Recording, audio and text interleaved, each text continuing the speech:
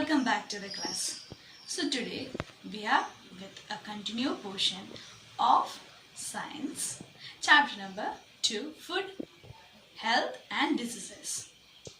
So today the topic that we are going to discuss is all about malnutrition. Now what's the state or what's the condition of malnutrition? That will be explained today. A person whose diet does not provide required nutrients over a long period of time, it is not healthy.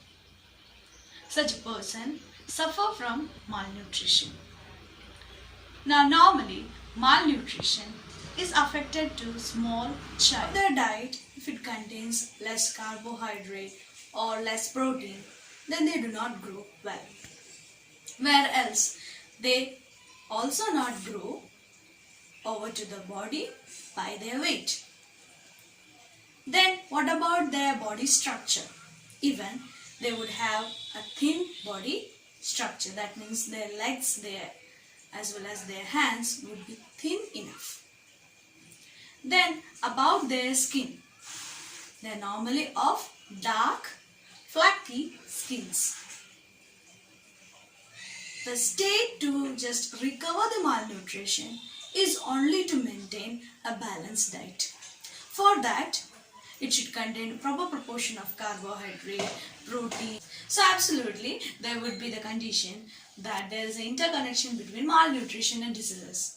How in the sense, if the person is feeling like in a state of condition of malnutrition, then ultimately the body is weak.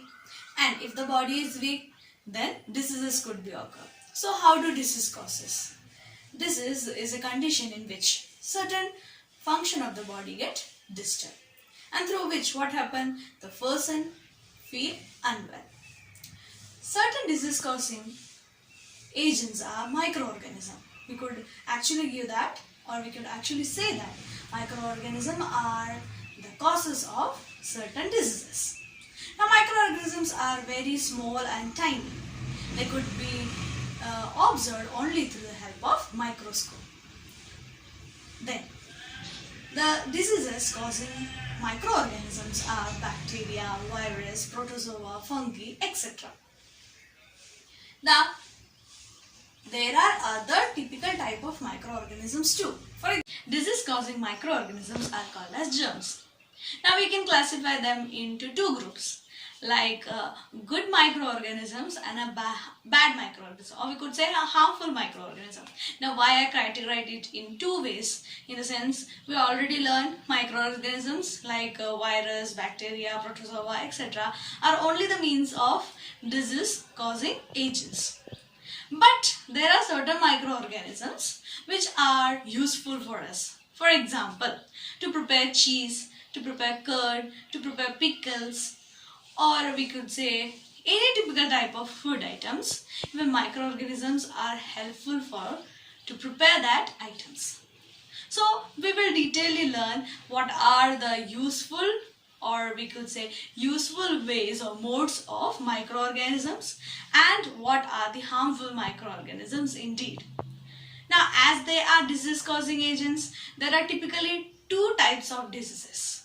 One is communicable diseases and the second is non-communicable diseases. Now what is communicable diseases?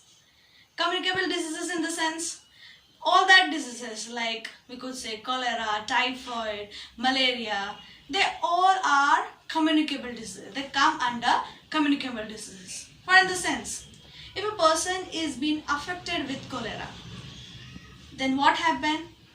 Because of this means, the next person who is healthier, even he or she could also be affected with the same disease, that is cholera.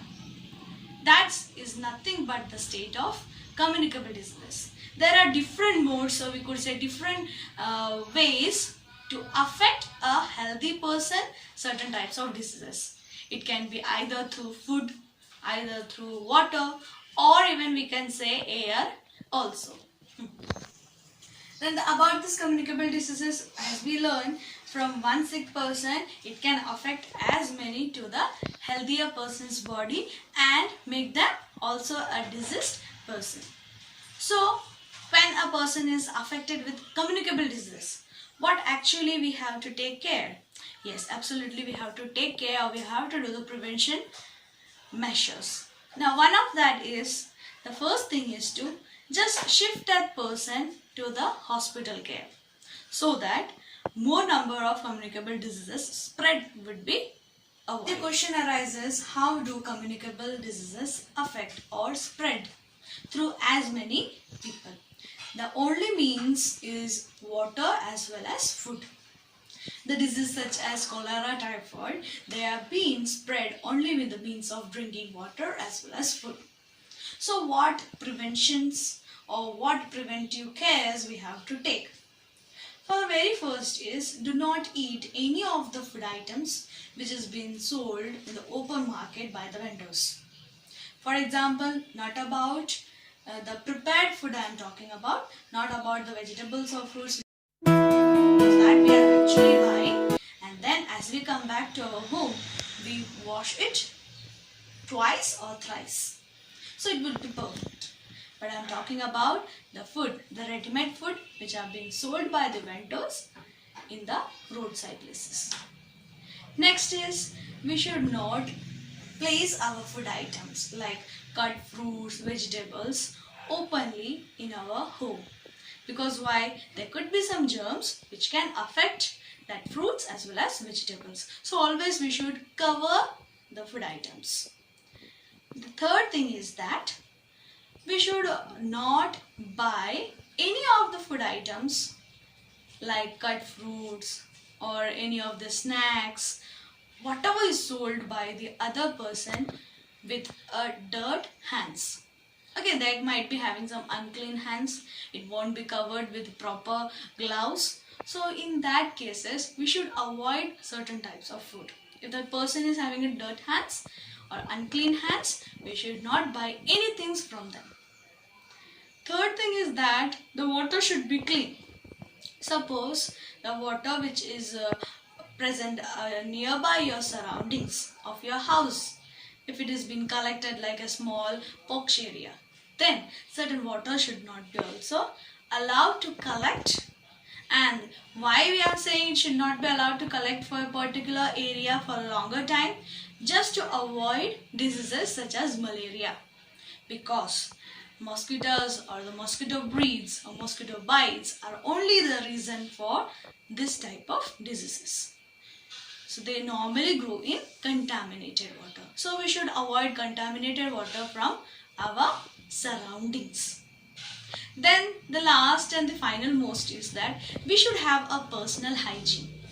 Personal hygiene in the sense, we should always be clean and dirt free. We should take bath twice in a day, and also important thing is that when we visit to the toilet, that time what we have to do, when we come back, wash your hands with soap and water thoroughly.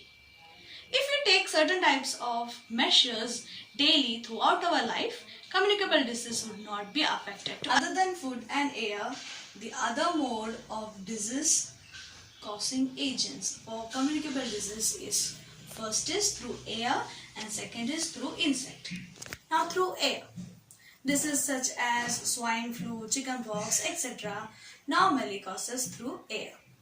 For example, if a person is affected with swine flu, then as that person sneeze or cough into the open air, the germs which is present in the lungs and throat spread into that air, and we could say when another healthy person stands beside, he could breathe, and thereafter the same person will be the only reason to spread communicable disease like swine flu or chickenpox to the another person. That means a healthier person.